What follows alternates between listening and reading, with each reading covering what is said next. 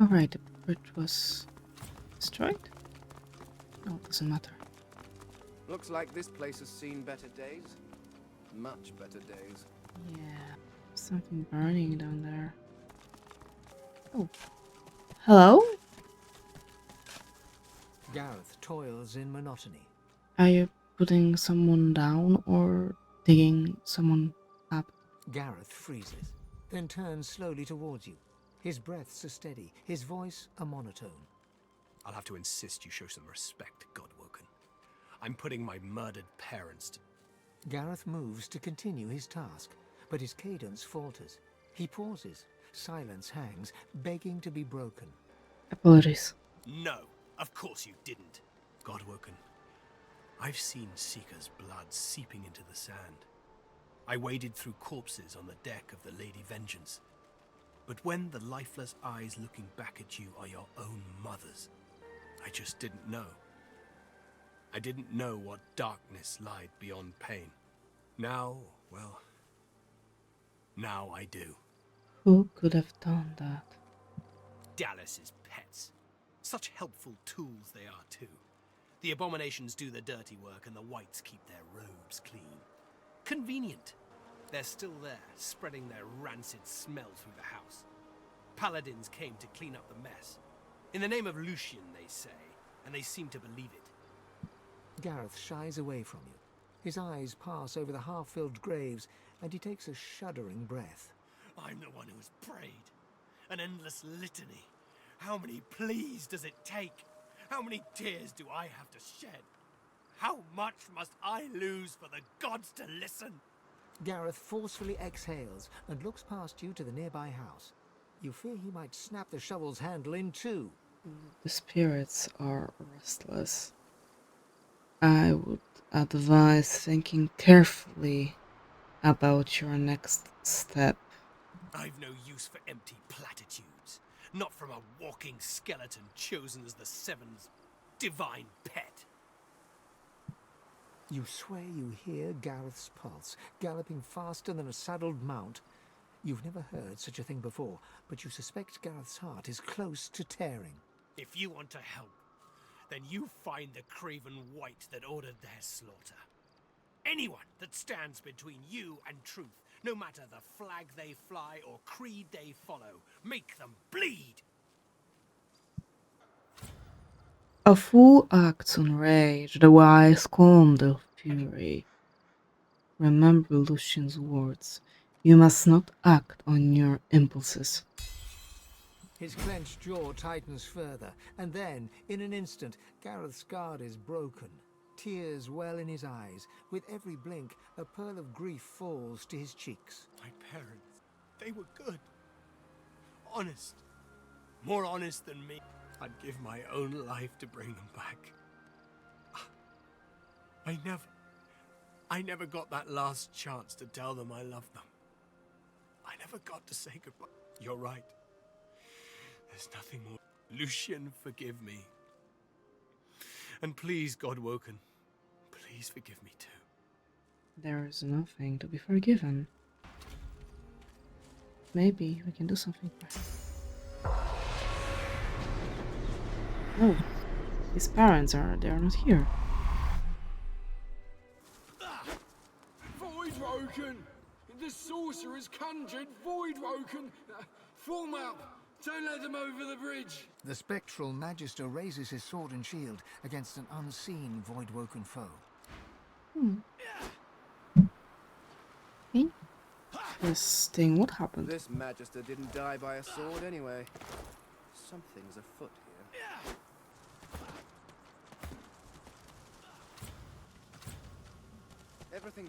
Everything is dark all of a sudden. What is happening there? Why is there fire raining down? I could get over there. I'm not sure I want to. This thing again.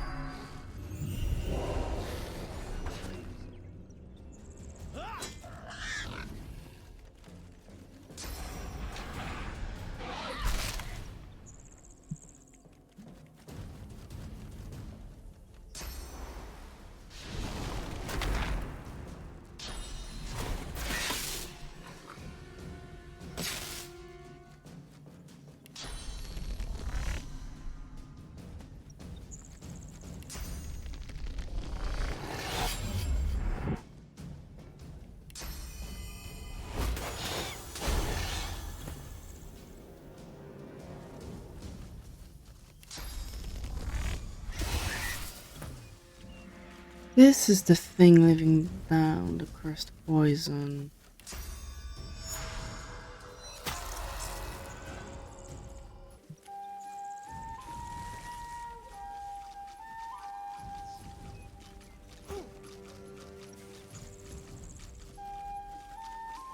Those guys are gonna turn on me, they shouldn't.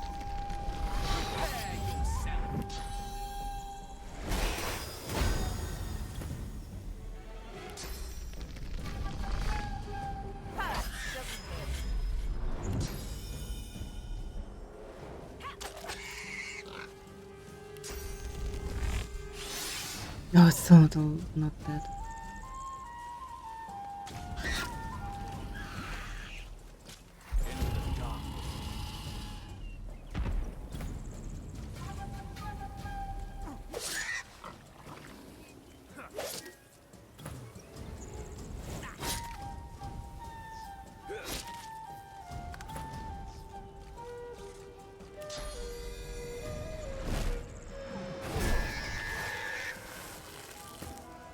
Come here, please.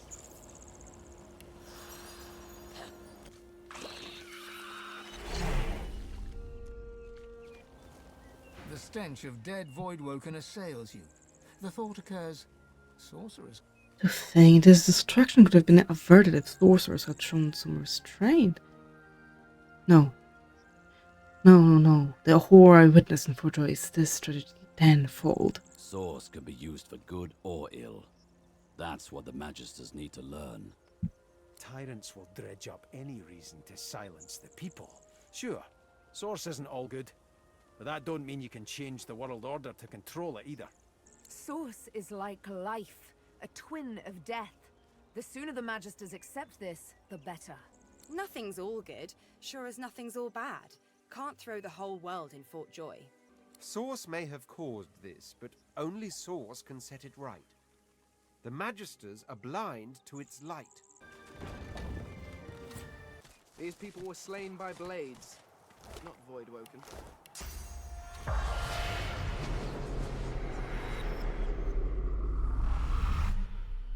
More slow. The spirit of a dwarf woman stares despondently at her body and those of her loved ones. A word of the wise, friend. Never help a sorcerer. They'll only bring death in their... What happened? Were you aiding a sorcerer? No, not me. It was my bloody neighbours. Soft darts and softer wits, the lot of them. I did the right thing. Let the Magisters know what was going on. But when they came for him, he conjured up all these monsters. The Magisters were too busy helping themselves to save me and my own. Murdering sorcerer filth. I see. You may hear the calls of the long dead, but for those of a particular nature, the dead are as loquacious as the living. Those so blessed and cursed are drawn to the Stone Garden graveyard, where they might learn the ways of an ancient and beyond. One such mystic was Mangan Ox, who gained expertise in both traps and petrification and, it is said, rigged his own Stone Garden sepulchre with a fossilizing mist to petrify meddlesome invaders. An executioner's blade hovers inches above a young woman's throat. The nearby Magister drones a prayer with all the passion of a silent monk's empty gaze. The divine does not absolve a traitor of his grace. You've tended not to the seed the seven have planted. Without faith, it cannot flourish. What's happening here? The region is swarming with both Magisters and monsters alike. Sorcerer's been wandering through the black pits, infecting the place with Voidwoken. And these murderers, these traitors, sheltered him, clothed him, fed him. He nods to a bloody corpse in Magister's garb lying in the doorway. That's the welcome they offer the law-abiding Magisters that came to keep the people safe. Ain't that right, woman? The young woman squeezes her eyes shut in terror, but says nothing. The executioner raises his blade. You're performing. On putrid waters does swift vengeance sail. Impossible. He also claimed that all it takes for evil to prevail is for virtuous men to do nothing. And I will not let evil prevail. He finishes the death rite. And so on your flesh, it must feed. The executioner moves to his next victim, a young man who promptly spits in the Magister's face. The Magister scowls, wipes away the sputum, and nods to the executioner. There is no prayer. The history does not remember tyrants fondly, and you are about to write your own entry. A tyrant? The gods will see me rewarded for bringing killers to justice. Who cares what shite the historians scribble in their ridiculous fables? The executioner's blade drops with a sickening thud, and his eyes turn to the remaining victims. The divine does not absolve a traitor of his grace. Me too are on the hunt for the sorcerers. Spare the parents, they could provide me with valuable information. The Magister ignores you and continues to chant. You've tended not to the seed the seven have planted. Without faith it cannot flourish, and so on your flesh it must feed. The executioner's face is as empty as void itself as he swings. And that's that. No, we may still find what we need. I'm sorry. The grieving spirit heaves and sobs, but still manages a wan smile as you approach. To lose a child. It's a mother's worst fear.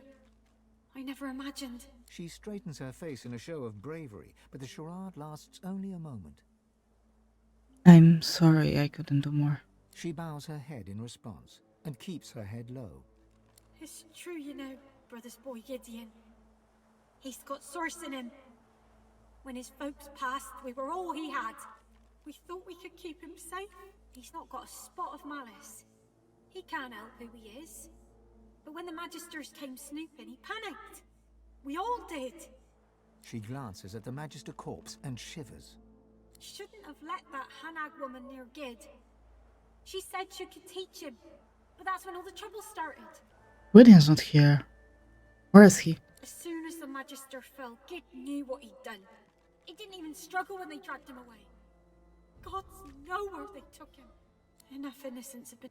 I pray he is not among them. I will look for Gideon. You will? Bless you. She ekes out another thin smile. Just see that he's safe. Please. That's the least we can do. The spirit looks to you confused. Please tell me what happened here. The spirit seems incapable of forming words or thoughts. She looks to one side, then the other, taking in the lingering results of hate and violence. I won't. Like I told them Magisters, the sorcerer ain't here. He's holed up in that Crossley house yonder. The Magister spilled blood at the Crossley house. Crossley blood. The colour drains from her face. Well, I didn't mean... Obviously, look, serves him right for sheltering sorcerer. Run. The way is clear, I think. Magisters told me to stand out front till they caught the sorcerer, and I don't want to upset them when they're on the warpath. Then keep your eyes shut and keep telling yourself everything's going to be alright. That's... She closes her eyes and begins to whisper. Everything's going to be alright. Everything's going to be alright. Everything's going to be alright. Everything's going to be alright. Everything's going to be alright. Everything's going to be alright.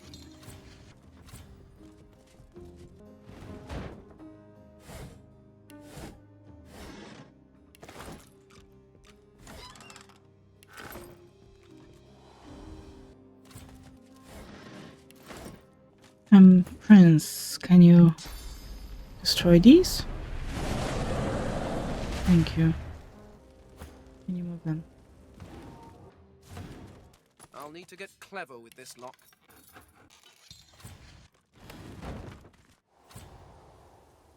You brought us where? Oh, on the other side. We are on the other side. There's blood. Mother, I'm learning so much under the great Hanag. I can say it has been easy. Hanag is a harsh mistress, and as you know, I can be prone to error. But where elemental sciences are concerned, nobody can compare to her. I hope to be home in time to make the harvest plentiful for you. Oh, my love, Gideon. Rules of Deceit. Since I was a young girl, my mother always used the name of the lone wolf to strike fear into my heart. Bed by 8, don't be late. When hoots the owl, the wolves will prowl. For other children from the upper parts of Arcs played Magisters vs. Black Ring, in our lowly district we only played a game called Contract, each taking turns to be the lone wolf hunting assassination targets. Little was I to know that years later I would be plucked from those very streets by their leader, Rust Anlon himself. Oh, I have fallen on hard times then, the hardest. I was but a schoolyearly girl in the chambers of Lord Lendon Ken, forever trying to steer clear of his hardened wife, Paulina. Well, I made the handsome Rust. Oh, so handsome. One night, as I dutifully scurried home from market with the fresh tea leaves Lady Paulina had ordered, pay no heed to any other rumors you may have heard. It was at the market I met him, and no mistake. He sidled up to me, all bright teeth and cheekbones. By the time I found out he was a lone wolf, it was too late. He already had the keys to Kemp's mansion, all the good silverware, and my heart. Now, let me tell you how it all happened.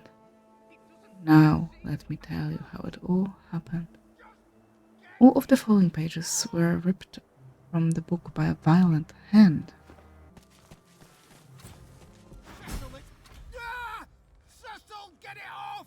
I can't, sir. I think it's getting tighter. A purple-faced magister claws at an organic breastplate. His comrade tries desperately to open it, but to no avail. It's bound by thin vines, burrowing into flesh. He put it on. He weren't meant to put it on. It's eating me! It's... The breastplate, it grew out of a dead bloody elf, but Herman wouldn't listen.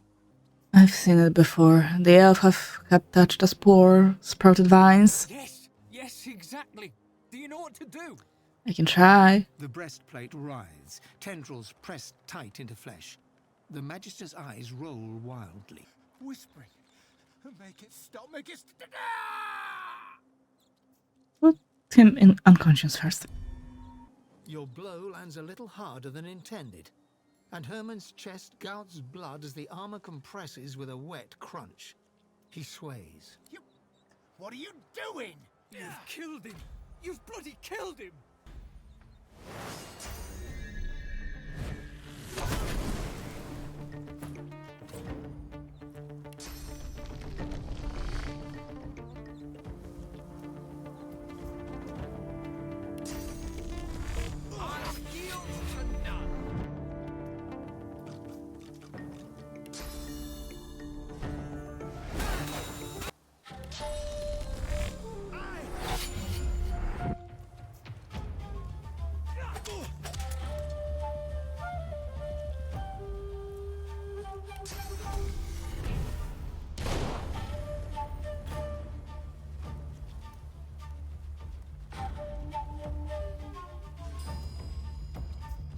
He's out of sight. Oh. Okay, go up to here.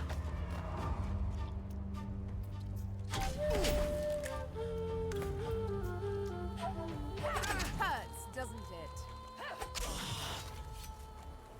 Like I said, putting him out of his misery is the only thing we can do.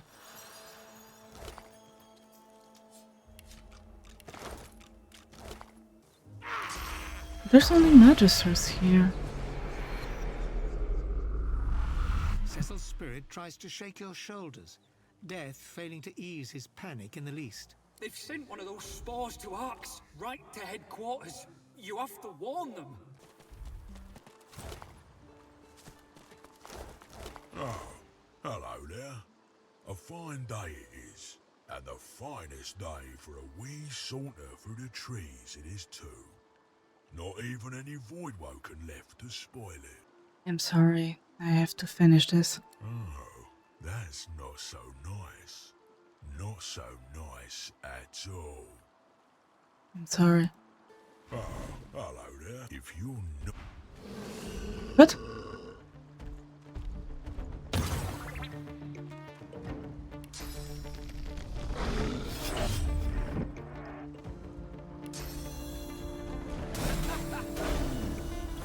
Throw blood, what does that mean? Oh. Shouldn't... Wait, you're a troll. Shouldn't fire do the trick?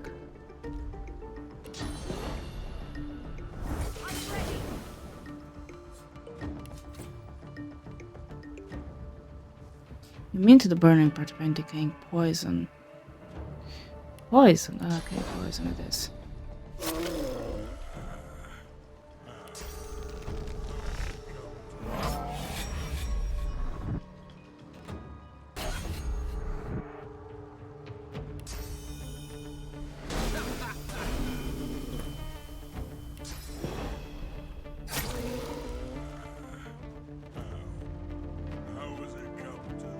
I'm sorry.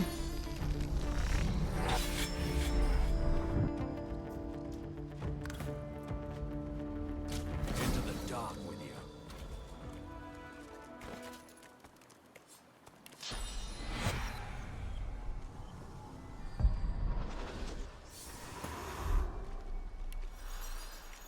Under bridges.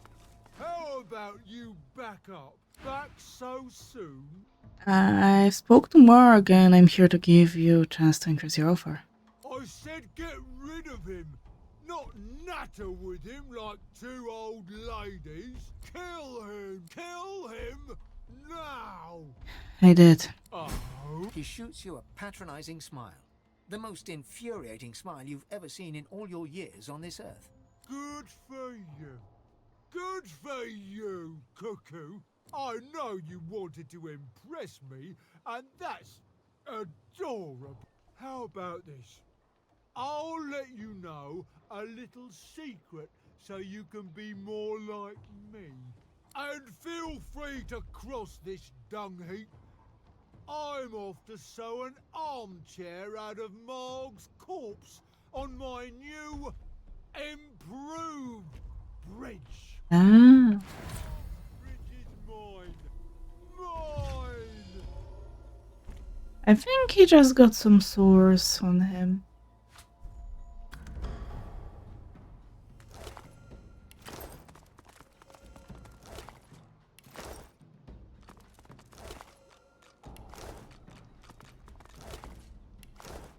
Can follow the speech. Back. Where exactly? To the demonologist. Okay. This is the death folk. Perhaps it may take us to the island. Perhaps. Shall I take you to the island? I shall. I shall. Step this way. All aboard.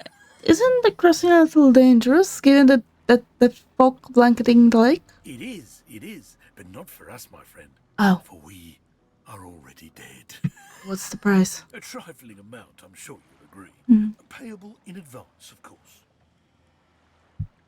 Well, the old maxim says the ferryman shouldn't be paid until the end of the journey. But that makes no sense. Think about it. You don't pay the ferryman until he gets you to the other side, out of fear that he'll murder you midstream, rob your corpse, and dump you in the water, my friend. If murder was on my mind, I could do the job right here. You could, but I'm not gonna take my chances, sorry.